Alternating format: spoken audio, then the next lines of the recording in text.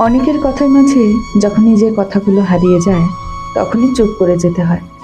কেউ তোমাকে বুঝবে না, তুমিও বোঝাতে যেও না। নিজের কাজ করে যাও, লক্ষ্যে স্থির থাকো। দেখবে না বোঝানোর যন্ত্রণা আর থাকছে না।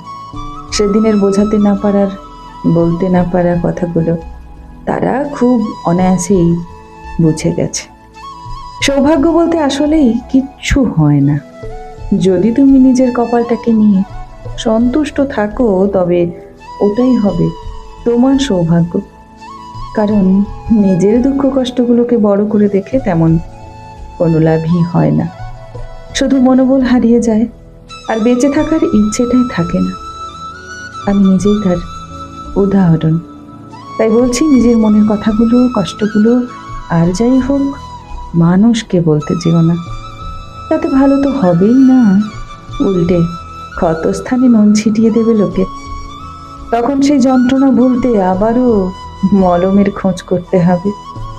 আর তখনই আবার সেই একই ভুল করবে।